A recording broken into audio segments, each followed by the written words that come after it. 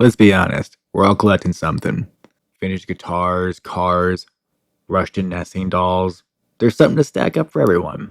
Collecting's fun, natural to some, and frankly, something I'm prone to myself. With that being said, I've been a little alarmed at the massive sales prices seen at some of the top ends in the market here. We all know old guitars are supposed to be expensive. Something like a '59 Gibson Les Paul is gonna pull you half a million bucks plus. Hey, it's the first of its kind. So why am I so weirded out by somebody shelling out 2 million buckaroos for a Mario? Why is all this getting dwarfed by cardboard here? Hey, you might already know about Logan Paul's $5 million Pikachu Pokemon, but this Topps card here sold for 12.6 million bucks back in 2022. With these soaring sales prices, we're even seeing fractional shares of collectible products being sold as an investment product by more than one company. So, with blush-worthy numbers being charted and products that the everyman can hop right into, it's looking like this industry is bringing a much wider breadth of retail investors into it. After spending some time really looking at the bones of some collectible markets, I came to some startling conclusions that you need to be aware of before you consider an object of your hobby as a real portfolio piece. It stands to question what makes a collectible actually collectible? In relation to the context of collectibles, which actually gain the prestige to gain these ludicrously high valuations we're considering here, the one common element tends to be on products with a rolling production cycle. You won't find many people collecting something like a broom or a lawnmower. Those they keep making the same thing forever. But products that are changed frequently almost inherently invent their own scarcity. Collecting is an age-old concept, but the concept of manufactured collectibles became popular through the mid-20th century, with a famous bump in golden age comic book prices in the '70s being a widespread catalyst for future crazes, alongside countless '80s comic book fans learning some really valuable economic lessons about market manipulation and price fixing for that matter. When it comes down to it, there are three factors I see in some of the biggest collectibles markets that might be elusive, but I think you'll agree give some fair reasons to be wary of this growing so called culture market. The days to change. While some things may feel timeless, we really can't project consumer behaviors as time moves along. For example, what's the outlook of the vintage guitar market if 50% less people play the instrument in 20 years? Demand's a fickle beast, and frankly, the average retail investor placing their bets on the collectibles market is opening their entire portfolio up to demands of other people's tastes. Dealers who deal in collectibles expect to turn items over within a certain time frame, often relatively quickly, replacing them with something different and repeating that process all over again. Their game is rarely to hold onto a collectible item for a long period of time. Frankly, pricing in that very risk is a big part of the reason why these stores have to offer such low trade-in prices. Now, there are a lot of consumer behavior questions that rarely pop up around collectibles, but I have a few to pose for you. Are we so sure that younger generations have the sentimentality that older generations have? In particular, when the things that they're sentimental about are things like an iPad, which are kind of the same as the new one.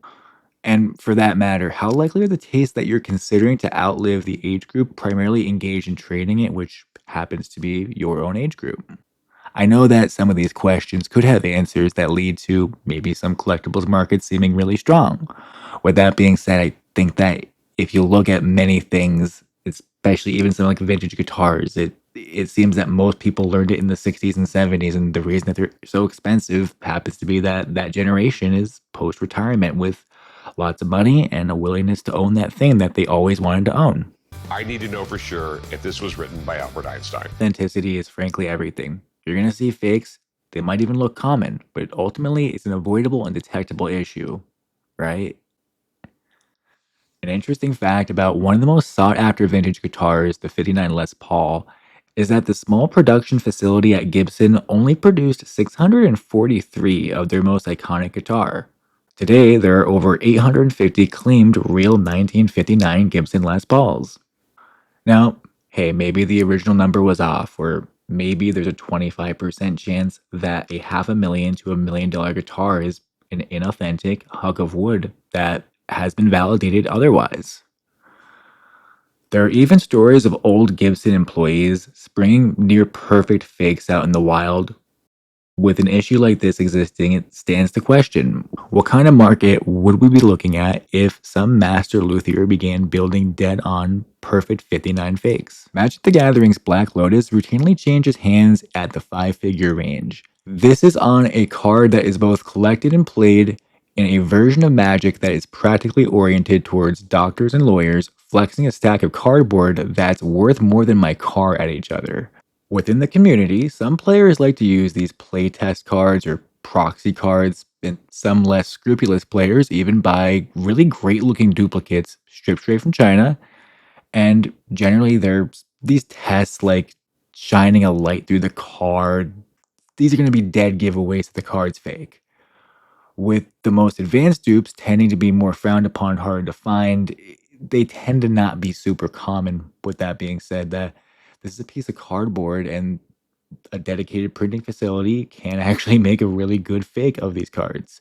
When the incentive towards the Black Lotus is as large as it really is, there's a whole lot of incentive to start making fakes. What's most frightening is the fact that the regulatory bodies grading and authenticating these collectibles are relying practically on their own reputation when they're grading and validating a collectible here. This means that this is an industry that's once again decided at the level of dealers. Their motivation is to move product quickly at a profit, and the reality is, if they're deciding that, what is authentic? It's chosen by the dealer.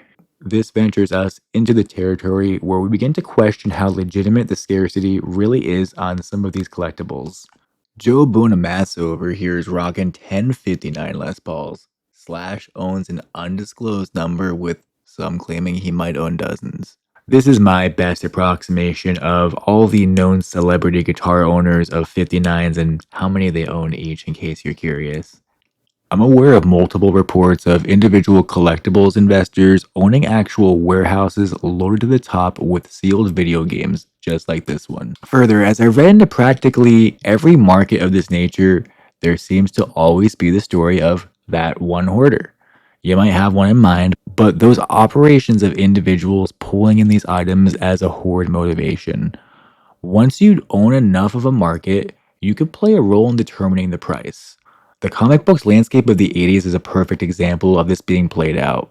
The craze of vintage comic books led to a new wave of fans building their own collections, hoping to maybe cash in when they're older. Here, dealers were able to create a perception that recently produced books were rising in value on an almost immediate basis, while they themselves own the majority of the stock available and were engaged in a campaign that looks suspiciously like price fixing. And this actually came to a head when there was a major fall in the comics industry in the early 90s. Dealers had to unload inventory, and it turned out that these items weren't worth what people thought they were. Many youngsters got their very first lesson in supply and demand, and they wound up learning some hard lessons about collectibles. And really, to be honest, do you trust the business now? With all this in mind, it's a bit more clear that this is a very speculative market with a lot of potential flaws. We're looking at positioning where consumer taste can push your investment off the ledge in an arena where you retain investments with bigger players making broad decisions about the supply end of your investment. What's worse, your investment is potentially replicable. The more expensive it gets, the more incentive fakers will ultimately have to perfect their process, and that's just plain frightening. One element that's clear in my analysis is that the main party that tends to make money are actual dealers who are able to buy lots of product cheaply and sell it quickly for a profit. I should defend the retailer a little bit here. I don't think that they're trying to sell you an investment product. I just don't know if Chumley would tell you otherwise. They see it as what it is, a fun oddity that you might like to own and that they can make a living off of. The elements that tend to drive these sorts of bubbles tend to, at the least, somewhat be consumer focused, meaning someone likely was actually convinced they wanted this bored ape, so they paid a few hundred grand for it. And I think that's what I want to get across here. They're meant to be a fun hobby, not something you should feel intensive amounts of FOMO on. So stack your vinyls on their side, take care of the things you have, and make sure that you get to enjoy them for what they are. But don't let them be your portfolio.